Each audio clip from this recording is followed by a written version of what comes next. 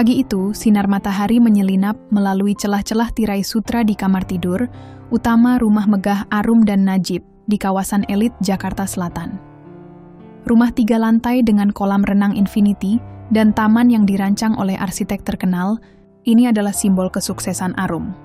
Seorang pengusaha teknologi berusia 38 tahun yang membangun kerajaan bisnisnya dari nol.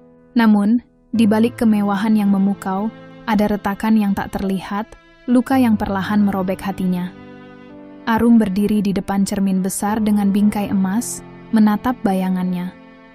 Gaun sutra putih yang dikenakannya, hadiah ulang tahun dari Najib 3 tahun lalu, kini terasa seperti kain kafan yang membungkus tubuhnya. Rambutnya yang panjang dan terawat, dulu sering dipuji Najib sebagai mahkota kecantikannya. Kini hanya terlihat seperti beban. Matanya, yang dulu berbinar penuh harapan, kini redup, dipenuhi bayang-bayang pengkhianatan. Arum, aku pulang larut malam ini. Ada meeting penting dengan klien dari Singapura, kata Najib dari pintu kamar. Suaranya datar, hampir mekanis. Dia sedang menggosok dasi biru tua yang dikenakannya, gerakannya gelisah, seolah ingin segera pergi.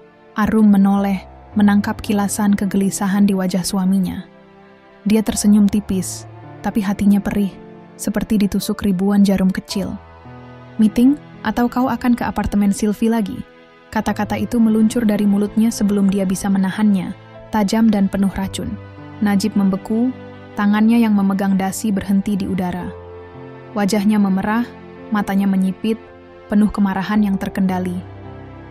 Apa maksudmu, Arum? Suaranya rendah, tapi ada nada ancaman di dalamnya. Jangan mulai lagi dengan tuduhanmu yang tak berdasar itu. Arum melangkah mendekat, tangannya mengepal di sisi tubuhnya. Gaun sutranya berdesir lembut di lantai marmer, kontras dengan badai yang berkecamuk di dadanya. Tuduhan? Aku tahu kau bersamanya, Najib. Aku punya bukti. Foto-foto kalian di kafe itu. Pesan-pesan mesra yang kau kirim padanya. Bahkan tagihan, hotel yang kau bayar dengan kartu kreditku. Najib menatapnya, matanya mencari-cari alasan. Tapi Arum bisa melihat kepanikan di balik topeng kemarahannya. Kau tak mengerti, Arum, katanya akhirnya. Suaranya bergetar. Sylvie cuma teman. Dia tak seperti kau, selalu menekan dan mencurigai. Dia mendengarkan aku. Tidak seperti kau yang sibuk dengan bisnismu. Kata-kata itu seperti pisau, menyayat hati Arum hingga berdarah. Dia tertawa pahit, air matanya mengalir tanpa izin, membasahi pipinya yang pucat. Teman, kau tidur dengan teman itu di apartemen yang kubelikan untukmu. Kau pikir aku bodoh, Najib? Kau pikir aku tak tahu kau menggunakan uangku untuk memanjakan wanita itu? Arum, cukup, bentak Najib. Suaranya menggema di kamar yang luas. Dia melangkah maju.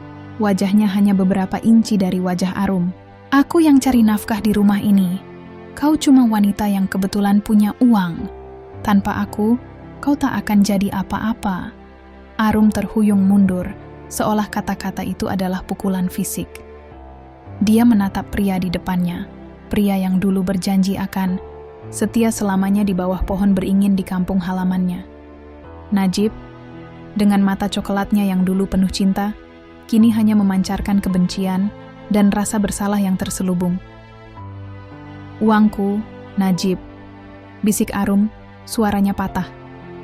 Bukan uangmu, aku yang membangun semua ini. Aku yang bekerja siang malam, mengorbankan mimpiku untuk keluarga ini. Dan kau khianati aku untuk wanita seperti Sylvie? Najib tidak menjawab. Dia hanya menatap Arum dengan ekspresi yang sulit dibaca. Campuran kemarahan, rasa bersalah, dan sesuatu yang lebih gelap. Tanpa kata, dia berbalik, mengambil jaketnya dari kursi, dan membanting pintu saat pergi.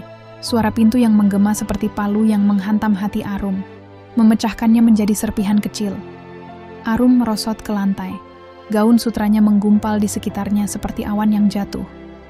Tangisnya pecah, terseduh-seduh, mengisi keheningan kamar yang dingin. Dia memeluk dirinya sendiri, mencoba menahan rasa sakit yang tak tertahankan. Di sudut hatinya, Dia masih mencintai Najib, pria yang dulu membawanya ke pasar malam, membelikan permen kapas, dan berjanji akan membangun masa depan bersama. Tapi pria itu sudah hilang, digantikan oleh seseorang yang asing, seseorang yang tega menghancurkan hatinya untuk seorang wanita bernama Sylvie. Sylvie. Nama itu seperti racun yang merayap di pikiran Arum.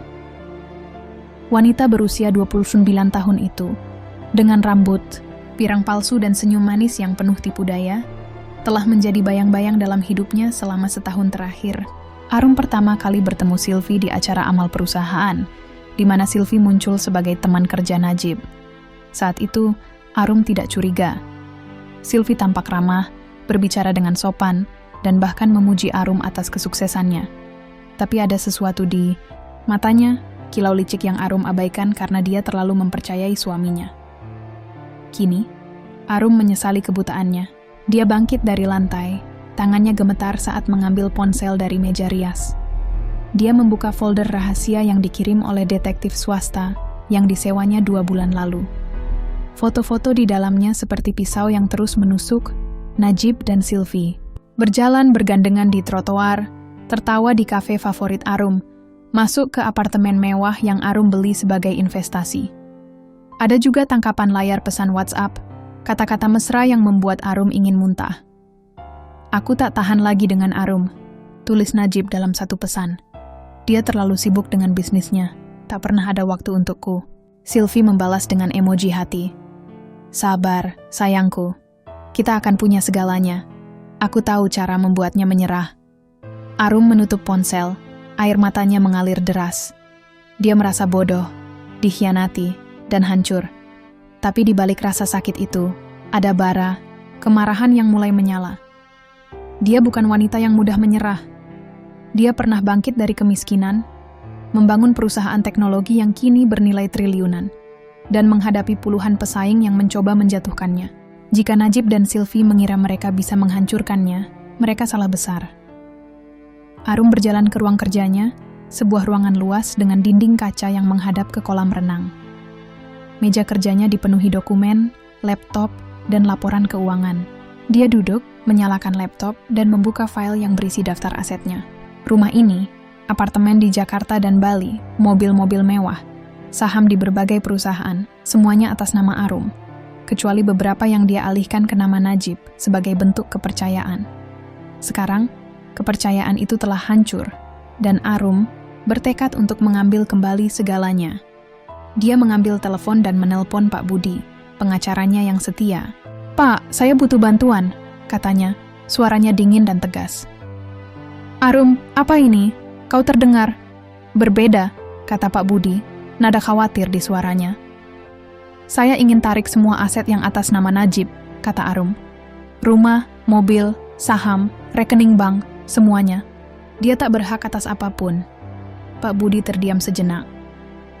"Arum, ini langkah besar. Kau yakin? Ini bisa menghancurkan pernikahanmu." Arumah Arum tertawa pahit. "Pernikahan? Pernikahan saya sudah hancur, Pak. Najib sudah memilih wanita lain. Saya cuma mengambil apa yang menjadi hak saya." "Baiklah," kata Pak Budi akhirnya. "Aku akan siapkan dokumennya. Tapi Arum, ini akan memakan waktu. Dan ini akan sangat menyakitkan." "Saya tahu," bisik Arum. "Tapi saya siap." Dia menutup telepon, menatap keluar jendela. Kolam renang berkilau di bawah sinar matahari. Tapi bagi Arum, itu hanya ilusi kemewahan yang tak lagi berarti. Dia memikirkan masa lalunya ketika dia dan Najib masih sederhana, berbagi mimpi di kos-kosan sempit. Dia ingat malam ketika Najib berlutut di depan warung makan, memegang cincin sederhana, dan berkata, "Arum, aku tak punya banyak, tapi aku janji akan membuatmu bahagia." Janji itu kini hanyalah debu, tertiup angin pagi yang dingin. Arum menutup mata, membiarkan air matanya mengalir lagi. Tapi di balik tangisnya, ada tekad yang keras seperti baja. Dia akan membuat Najib dan Sylvie menyesal.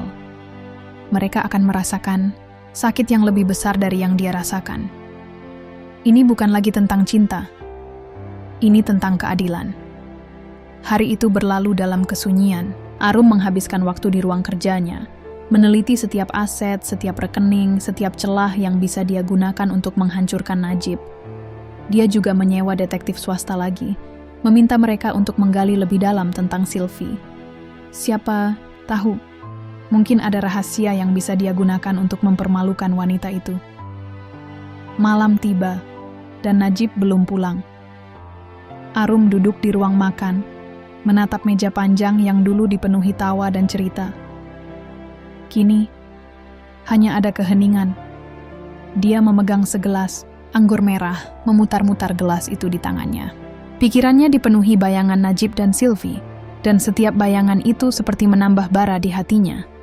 Tiba-tiba, ponselnya berbunyi. Pesan dari detektif swasta. Kami menemukan sesuatu tentang Sylvie. Dia punya utang besar di 3 bank, dan ada rumor dia terlibat dengan pria lain selain Najib. Mau kami lanjutkan? Arum tersenyum tipis, matanya berkilat di bawah lampu kristal. Lanjutkan, balasnya. Gali sampai ke dasar. Aku ingin tahu segalanya. Dia menyesap anggurnya. Rasanya pahit seperti hatinya. Di luar, angin malam bertiup, membawa aroma bunga melati dari taman. Tapi bagi Arum, dunia ini sudah tak lagi indah. Yang tersisa hanyalah rencana, dendam, dan tekad untuk menghancurkan mereka yang telah mengkhianatinya. Najib dan Sylvie mungkin mengira mereka telah menang, tetapi Arum baru saja memulai permainannya.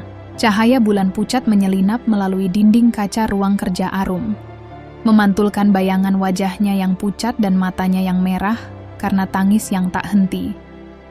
Ruangan itu, dengan meja kayu jati besar dan rak-rak penuh penghargaan bisnis, adalah bentengnya. Tempat dia membangun kerajaan teknologi yang kini bernilai triliunan rupiah. Namun malam ini, ruangan itu terasa seperti makam, dingin dan penuh kenangan yang menghantui. Di depannya, layar laptop menampilkan spreadsheet yang mencatat setiap aset yang dimilikinya. Rumah megah di Jakarta Selatan, apartemen di Bali, dan Kuningan, mobil-mobil mewah, saham di berbagai perusahaan, dan rekening bank dengan angka yang membuat orang biasa takjub. Semua itu adalah hasil keringatnya selama 15 tahun, tapi sebagian kecil, terlalu banyak untuk diabaikan, telah dia alihkan atas nama Najib, suami yang kini menusuk hatinya dengan pengkhianatan. Arum menyesap kopi hitam yang sudah dingin, rasa pahitnya menyatu dengan luka di dadanya. Kata-kata Najib pagi tadi masih bergema di kepalanya, seperti mantra yang dirancang untuk menghancurkan. Kau cuman wanita yang kebetulan punya uang. Kalimat itu seperti pisau yang terus berputar di hatinya, mengoyak setiap serpihan harapan yang masih tersisa. Tapi di balik rasa sakit yang membakar, ada kemarahan yang mulai terbentuk. Dingin, terarah, dan tak kenal ampun. Arum bukan wanita yang menyerah begitu saja. Dia pernah bangkit dari kemiskinan di desa kecil di Jawa Tengah, menghadapi cercaan karena terlalu ambisius untuk seorang wanita, dan membangun perusahaan teknologi di tengah dunia yang didominasi pria. Jika Najib dan Sylvie mengira mereka bisa mempermainkannya, mereka akan belajar bahwa Arum bukan mangsa yang mudah.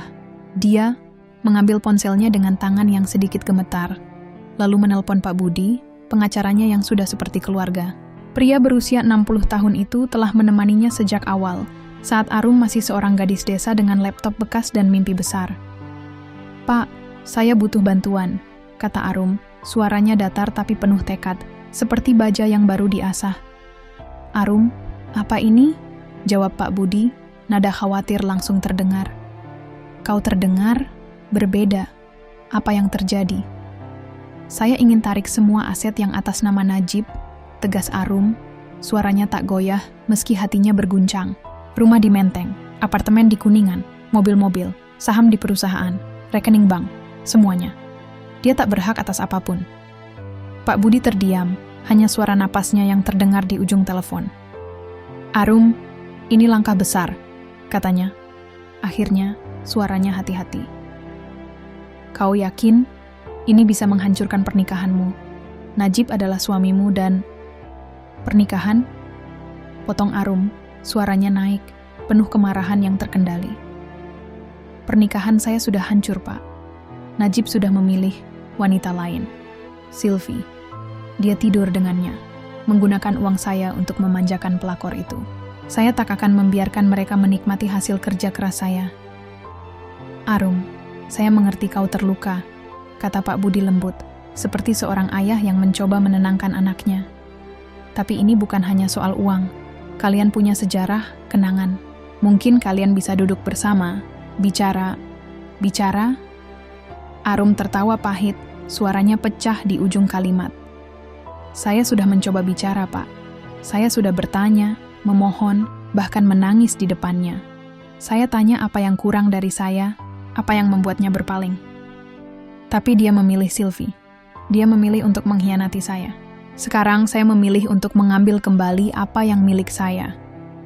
Pak Budi menghela napas panjang, suaranya berat. Baiklah Arum, saya akan siapkan dokumennya. Tapi ini akan memakan waktu. Proses hukum untuk mengalihkan aset-aset itu rumit, terutama yang melibatkan saham dan properti. Dan ini akan sangat menyakitkan, tidak hanya untuk Najib, tapi juga untukmu. Saya tahu, bisik Arum, matanya menatap kosong ke arah kolam renang di luar jendela, yang berkilau di bawah sinar bulan. Tapi saya siap. Saya ingin mereka merasakan apa yang saya rasakan. Saya ingin mereka kehilangan segalanya. Setelah menutup telepon, Arum meraih laptopnya dan membuka folder rahasia yang dikirim oleh detektif swasta yang disewanya 2 bulan lalu. Foto-foto itu seperti luka yang terus berdarah. Najib dan Sylvie berjalan bergandengan di trotoar Kemang, tertawa di kafe favorit Arum, masuk ke apartemen mewah yang Arum beli sebagai investasi. Ada juga tangkapan layar pesan WhatsApp yang membuat darahnya mendidih. Aku tak tahan lagi dengan Arum, tulis Najib dalam satu pesan, dikirim pada pukul 02.34 dini hari. Dia terlalu sibuk dengan bisnismu, tak pernah ada waktu untukku. Kau satu-satunya yang mengerti aku, Sylvie. Sylvie membalas dengan emoji hati dan kata-kata yang seperti racun. Sabar sayangku, kita akan punya semuanya. Dia tak akan tahu apa-apa sampai terlambat. Arum mengepalkan tangannya. Kuku-kukunya mencakar telapak tangannya hingga terasa perih. Air mata mengalir lagi, tapi kali ini bukan hanya karena sakit hati. Ada kemarahan yang membakar, dorongan untuk menghancurkan mereka yang telah mengkhianatinya. Dia membayangkan wajah Sylvie, wanita berusia 29 tahun dengan rambut pirang palsu dan senyum manis yang penuh tipu daya. Arum pertama kali bertemu Sylvie di acara amal perusahaan setahun lalu. Sylvie muncul sebagai teman kerja Najib, berpakaian sederhana tapi elegan, berbicara dengan sopan, bahkan memuji Arum atas kesuksesannya. Kamu inspirasi bagi kami, wanita-wanita muda, kata Sylvie saat itu. Senyumnya tampak tulus. Tapi kini, Arum tahu senyum itu hanyalah topeng.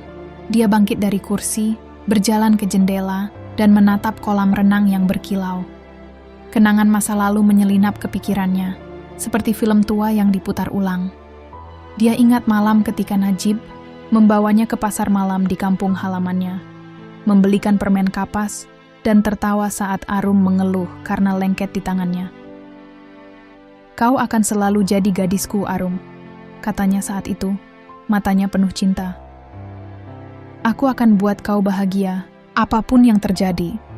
Janji itu kini hanyalah debu, tertiup angin malam yang dingin. Arum menutup mata, membiarkan air matanya mengalir lagi. Tapi di balik tangisnya, ada tekad yang keras seperti batu. Dia kembali ke mejanya, membuka email dari detektif swasta yang baru masuk. Kami menemukan informasi tambahan tentang Sylvie, tulisnya. Dia punya utang besar di 3 bank, totalnya hampir 2 miliar rupiah.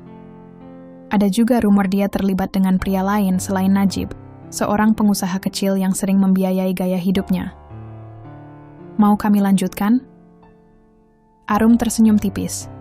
Matanya berkilat di bawah lampu ruangan. Lanjutkan, balasnya. Gali sampai ke dasar. Saya ingin tahu segalanya. Dia menyesap kopi dinginnya lagi. Rasanya pahit seperti hatinya. Di luar, angin malam bertiup, membawa aroma bunga melati dari taman. Tapi bagi Arum, dunia ini sudah tak lagi indah. Yang tersisa hanyalah rencana, dendam, dan tekad untuk menghancurkan mereka yang telah mengkhianatinya. Najib dan Sylvie mungkin mengira mereka telah menang, tetapi Arum baru saja memulai permainannya. Malam itu, udara di rumah megah Arum terasa tebal, penuh dengan ketegangan yang tak terucapkan. Ruang tamu yang luas, dengan sofa kulit putih dan lampu kristal yang berkilau, kini terasa seperti panggung untuk drama yang akan meledak. Arum berdiri di tengah ruangan, mengenakan gaun hitam sederhana yang kontras dengan kemewahan di sekitarnya. Wajahnya pucat, tapi matanya menyala dengan kemarahan yang terkendali.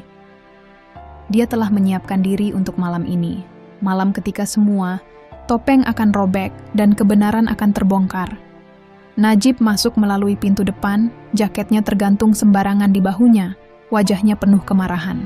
Bau parfum wanita, manis dan murahan, menyengat dari tubuhnya, membuat perut Arum mual. Dia membanting pintu, suaranya menggema di ruangan yang sunyi. "Arum, apa ini?" bentaknya, mengacungkan ponselnya. "Kartu kreditku ditolak tadi malam. Rekeningku kosong, apa yang kau lakukan?" Arum menatapnya, ekspresinya dingin seperti es. Dia melangkah perlahan, setiap langkahnya terukur, seperti predator yang mendekati mangsanya. "Oh itu," katanya, suaranya rendah, tapi penuh racun. "Aku cuma mengambil kembali apa yang menjadi hakku, Najib." Najib mendekat, wajahnya memerah, urat di lehernya menegang. "Apa maksudmu? Kau tak bisa melakukan ini. Aku suamimu, Arum. Kau tak punya hak membekukan rekeningku." "Suami." Arum tertawa pahit, suaranya pecah di ujung kata. Dia menatap pria di depannya, pria yang dulu berjanji akan menjaganya seumur hidup. Kini, matanya hanya memancarkan kepanikan dan kemarahan, bukan cinta.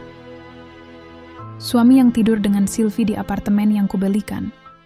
Suami yang menggunakan uangku untuk membayar hotel, makan malam, dan gaun-gaun murahan untuk pelakor itu.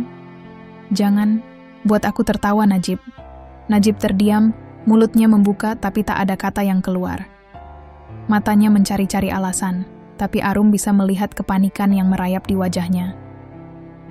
Kau salah paham," katanya akhirnya, suaranya gemetar. "Sylvie cuma teman, aku tidak..." "Jangan bohong!"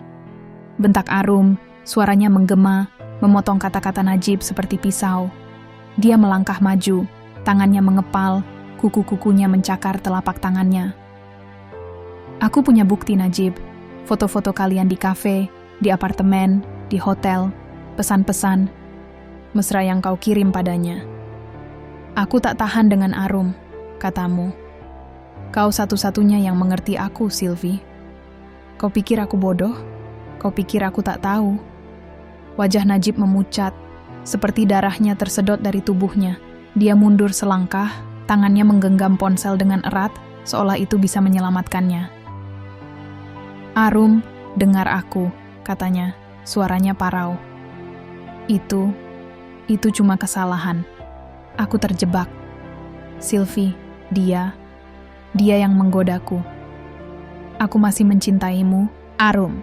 Kau tahu itu." Arum menatapnya, air mata menggenang di matanya, tapi dia menolak membiarkannya jatuh. "Cinta?" bisiknya, suaranya penuh rasa sakit. "Kau bilang kau mencintaiku, tapi kau tidur dengan wanita lain. Kau bilang kau mencintaiku, tapi kau menggunakan uangku untuk membahagiakannya. Kau bilang kau mencintaiku, tapi kau menghancurkan hatiku, Najib.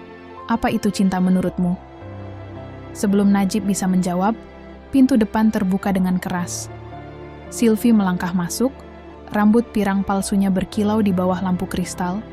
Gaun merah ketatnya memamerkan tubuhnya dengan cara yang vulgar. Dia berhenti di ambang pintu, matanya melebar saat melihat Arum dan Najib. "Najib, apa ini?" katanya, suaranya tinggi dan penuh kepanikan. "Kau bilang kita akan makan malam di restoran itu, tapi..." "Sylvie?" Arum memotong, suaranya seperti cambuk. Dia melangkah maju, matanya menyala seperti api. "Kau berani datang ke rumahku? Kau berani berdiri di depanku setelah semua yang kau lakukan?" Sylvie tersenyum sinis, mencoba menyembunyikan kegelisahannya. Dia melipat tangannya, di dada sikapnya penuh tantangan. "Oh Arum, kau terlalu dramatis," katanya, suaranya manis tapi penuh racun. Najib butuh wanita yang bisa memberinya kebahagiaan, bukan tekanan. Kau terlalu sibuk dengan bisnismu, tak pernah ada waktu untuknya. Aku cuma mengisi kekosongan yang kau tinggalkan. Arum menatapnya, kemarahan di dadanya seperti lahar yang siap meledak. Dia melangkah lebih dekat, suaranya rendah tapi penuh ancaman. Kau pikir kau menang, Sylvie? Kau pikir kau bisa masuk ke hidupku, mencuri suamiku, dan hidup bahagia dengan uangku? Nikmati sementara bisa, karena sebentar lagi, kalian berdua tak akan punya apa-apa. Sylvie tertawa, suaranya nyaring dan menusuk. Uangmu? Oh, Arum, kau memang kaya, tapi kau tak bisa membeli cinta. Najib memilihku karena aku memberinya apa yang kau tak bisa. Kehangatan, perhatian, dan... Cukup, bentak Arum. Suaranya mengguncang ruangan. Dia menunjuk Sylvie. Tangannya gemetar karena kemarahan. Kau tak tahu apa-apa tentang cinta. Kau cuma parasit yang hidup dari uang orang lain. Aku tahu tentang utangmu, Sylvie. 2 miliar rupiah di 3 bank. Aku tahu tentang pria lain yang kau manipulasi sebelum Najib. Kau pikir aku tak punya cara untuk menghancurkanmu? Wajah Sylvie memucat, senyumnya lenyap seketika. Dia mundur selangkah, matanya melebar karena ketakutan. Kau mengada-ada, katanya, suaranya gemetar. Najib, katakan padanya. Katakan dia berbohong. Najib menatap Sylvie, lalu Arum, wajahnya penuh kepanikan. Arum, tolong, katanya, suaranya memohon. Aku salah. Aku akan tinggalkan Sylvie. Kita bisa memperbaiki ini. Jangan lakukan apapun yang akan menghancurkan kita. Arum menatapnya. Hatinya terasa seperti kaca yang retak. Sebagian dirinya ingin mempercayai Najib. Ingin kembali ke masa ketika mereka saling mencintai. Tapi bayangan Sylvie, pesan-pesan mesra, dan pengkhianatan yang berulang menghapus harapan, itu. Menghancurkan kita? Bisiknya, suaranya penuh rasa sakit. Kau yang menghancurkan kita, Najib. Kau dan dia. Dia berbalik, berjalan menuju pintu ruang tamu, meninggalkan Najib dan Sylvie dalam keheningan yang mencekam. Di balik punggungnya, dia mendengar Sylvie berbisik panik pada Najib. Apa yang dia maksud? Apa yang dia tahu? Tapi Arum tak peduli. Dia telah menyalakan api yang akan membakar mereka berdua. Dan dia tak akan berhenti sampai mereka merasakan sakit yang sama dengannya. Langit Jakarta kelabu, seolah mencerminkan badai yang telah Arum timpakan pada kehidupan Najib dan Sylvie. 2 minggu setelah konfrontasi yang mengguncang di ruang tamu megah mereka, rumah itu kini berdiri kosong, pintunya disegel dengan papan bertuliskan properti dijual dalam huruf merah mencolok. Rumah 3 lantai di Jakarta Selatan, dengan kolam renang infinity dan taman yang dirancang arsitek terkenal, dulu adalah kebanggaan Arum, simbol kerja kerasnya selama 15 tahun membangun kerajaan teknologi. Kini, rumah itu hanyalah kenangan, dilelang dalam waktu singkat bersama mobil-mobil mewah yang sering Najib pamerkan. Porsche hitam, Mercedes putih, dan BMW yang dia kendarai dengan sombong. Rekening bank Najib diblokir, sahamnya di perusahaan Arum dialihkan kembali ke nama Arum, dan apartemen di Kuningan, sarang cinta terlarang Najib dan Sylvie, kini berada di bawah pengawasan hukum, siap disita. Arum telah bergerak seperti seorang jenderal perang, setiap langkahnya terukur dan tanpa ampun. Dia bekerja sama dengan Pak Budi, pengacaranya yang setia, dan tim akuntan terbaik untuk memastikan tidak ada celah bagi Najib atau Sylvie untuk bertahan. Dia tak hanya ingin mereka kehilangan harta, dia ingin mereka merasakan kehampaan, keputusasaan, dan rasa sakit yang sama yang telah mereka timpakan padanya. Pagi itu, Najib dan Sylvie berdiri di trotoar di depan rumah, yang kini asing bagi mereka. Najib, yang dulu selalu tampil rapi dengan jas Armani dan jam tangan Rolex, kini mengenakan kemeja kusut yang baunya apek dan celana jeans pudar yang sudah usang. Rambutnya acak-acakan, matanya cekung, penuh bayang-bayang keputusasaan. Sylvie, yang biasanya memamerkan gaun desainer dan rambut pirang palsu yang terawat, kini terlihat seperti bayangan dirinya sendiri. Gaun merahnya robek di ujung, riasannya luntur karena tangis yang tak henti, dan matanya merah, bengkak, penuh ketakutan. Di tangan mereka, Hanya ada tas plastik kecil berisi pakaian seadanya. Sisa-sisa kehidupan mewah yang telah direnggut Arum, tanpa belas kasihan. "Najib, apa ini?" teriak Sylvie, suaranya parau, penuh kepanikan yang tak terkendali. Dia menatap papan properti dijual dengan mata kosong, seolah tak percaya dunia yang dia kenal telah runtuh. "Kau bilang kita akan baik-baik saja. Kau bilang Arum tak punya kuasa untuk melakukan ini. Sekarang lihat kita tak punya apa-apa." Najib memegang kepalanya, jari-jarinya mencengkeram rambutnya, hingga beberapa helai rontok. "Aku tak tahu, Sylvie," bentaknya. Suaranya pecah, campuran antara amarah dan keputusasaan. "Aku tak tahu dia bisa sejauh ini. Dia menghancurkan kita. Rekeningku kosong, mobilku hilang, rumah ini..." Dia menendang trotoar. Suaranya terputus oleh isakan yang tak bisa ditahan. Sylvie merosot ke trotoar. Gaunnya kotor terkena debu dan lumpur jalanan. Air matanya mengalir deras, meninggalkan jejak hitam dari maskara yang luntur. "Ini salahmu, Najib," teriaknya, suaranya histeris, penuh kebencian. "Kau yang bilang kita bisa hidup dari uangnya. Kau yang bilang dia tak akan curiga. Kau yang membuatku percaya kita bisa punya semuanya. Sekarang aku tak punya apa-apa. Aku bahkan tak bisa bayar utangku." Najib menatap Sylvie, matanya penuh kebencian yang bercampur dengan rasa bersalah. "Jangan salahkan aku," balasnya, suaranya naik, menggema di jalan yang sepi. "Kau yang terus mendorongku. Kau yang bilang kita bisa ambil alih semuanya. Kau yang bilang Arum terlalu sibuk untuk menyadari apapun. Kau yang..." "Cukup!" Suara dingin memotong pertengkaran mereka seperti pisau tajam. Arum melangkah keluar dari mobil Bentley hitam yang terparkir di seberang jalan. Dia mengenakan setelan blazer abu-abu yang elegan, rambutnya disanggul rapi, dan matanya tersembunyi di balik kacamata hitam yang mahal. Wajahnya tanpa ekspresi, tapi ada aura mematikan yang memancar darinya, seperti singa betina yang baru saja menjatuhkan mangsanya. Langkahnya tenang, tapi setiap tapaknya seolah menggetarkan trotoar, membawa hawa kehancuran. Najib dan Sylvie menoleh, wajah mereka penuh keterkejutan dan ketakutan.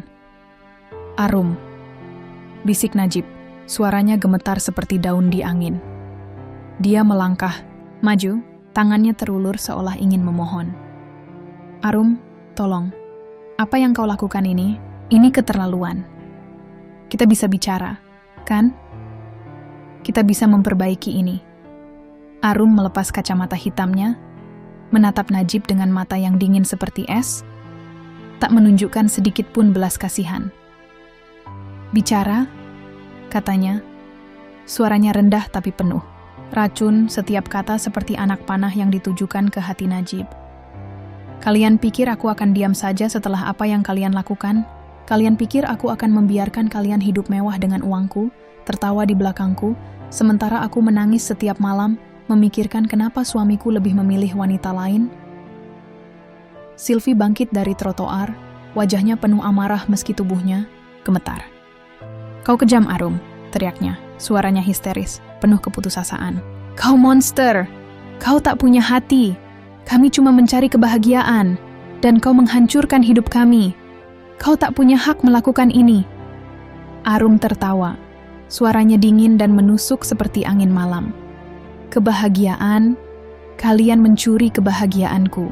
Kalian menghina kerja kerasku, cintaku, dan kepercayaanku. Aku cuma memberikan apa yang kalian pantas, kehancuran." Dia melangkah lebih dekat ke Sylvie, matanya menyipit.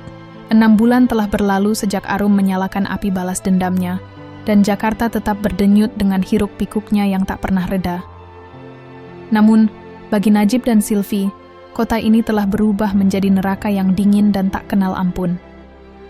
Di sudut jalan di bawah jembatan layang di Kuningan, di mana lampu neon hanya menyisakan bayang-bayang redup, mereka duduk di atas kardus bekas, berbagi sepotong roti kering yang ditemukan di tong sampah. Najib, yang dulu berjalan dengan langkah sombong di koridor-koridor elit, kini berpakaian compang-camping, kemejanya robek, dan wajahnya penuh janggut yang tak terurus. Sylvie, yang pernah memamerkan kecantikan buatannya di pesta-pesta mewah, kini tampak seperti bayangan pucat. Rambut pirang palsunya kusut dan kotor. Matanya kosong seperti cangkang yang ditinggalkan jiwa. Hujan gerimis membasahi mereka, tapi tak ada tempat untuk berteduh. Sylvie memeluk dirinya sendiri. Tubuhnya gemetar karena dingin dan kelaparan. "Najib," bisiknya, suaranya lemah, hampir tak terdengar di tengah deru kendaraan. Aku menyesal pernah bertemu denganmu." Najib menatapnya, matanya merah dan cekung, penuh penyesalan yang tak bisa diucapkan. "Jangan bilang begitu, Sylvie," katanya, suaranya parau, penuh keputusasaan. Kita cuma ingin bahagia. Kita cuma..." "Bahagia?" Sylvie memotong, suaranya naik, meski lemah, penuh kebencian. "Lihat kita sekarang, Najib. Kita gelandangan. Kita makan dari sampah. Ini bukan bahagia.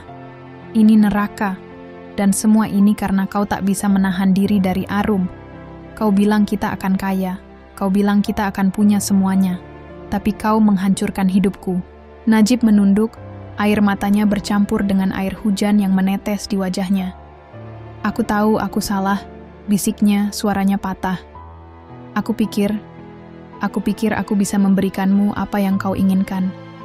Tapi Arum, dia terlalu kuat. Dia menghancurkan kita, Sylvie. Dia tak punya hati." Sylvie tertawa pahit, suaranya serak dan menyayat. "Jangan salahkan dia, Najib. Kita yang memulai, kita yang mengkhianatinya. Kita yang bodoh berpikir kita bisa menang melawan wanita seperti dia." Dia menatap ke kejauhan, matanya kosong. "Aku pikir aku pintar, pikir aku bisa memanipulasimu, mengambil apa yang ku mau. Tapi sekarang, aku tak punya apa-apa. Bahkan, harga diriku hilang." Di sisi lain kota, Arum berdiri di balkon apartemen barunya, sebuah penthouse di pusat Jakarta yang menghadap cakrawala kota yang berkilau. Angin malam membelai rambutnya yang tergerai, dan gaun sutra hitam yang dikenakannya berdesir lembut. Di tangannya, segelas anggur merah berkilau di bawah lampu balkon, tapi dia tak meminumnya. Matanya menatap kota di bawah, pikirannya dipenuhi bayangan masa lalu dan kemenangan pahit yang kini dia rasakan. Bisnisnya, yang sempat goyah karena drama pribadinya, kini melonjak lebih tinggi. Perusahaannya baru saja menandatangani kontrak dengan investor asing, dan namanya kembali menghiasi headline majalah bisnis sebagai wanita paling berpengaruh di Asia Tenggara. Tapi di balik kesuksesan itu, ada kekosongan yang tak bisa diisi. Setiap malam, dia masih terbangun dari mimpi tentang Najib. Bukan Najib yang mengkhianatinya, tapi Najib yang dulu. Pria sederhana yang membawanya ke pasar malam, membelikan permen, kapas, dan berjanji akan setia selamanya. Ponselnya bergetar di meja kaca di sampingnya, memecah keheningan. Pesan dari Pak Budi, pengacaranya. "Semua selesai, Arum. Aset-aset yang tersisa sudah dialihkan. Najib dan Sylvie tak punya apa-apa lagi. Kau yakin ingin lanjutkan ini?" Arum menatap pesan itu. Jari-jarinya ragu di atas layar. Sebagian hatinya ingin berhenti. Ingin melupakan Najib dan Sylvie. Ingin menyembuhkan luka yang masih berdarah. Tapi bayangan mereka tertawa di apartemen, merencanakan untuk mengambil segalanya darinya, membuat tekadnya kembali membara.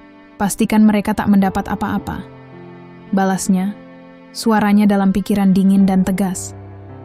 "Biarkan mereka merasakan apa yang kurasakan."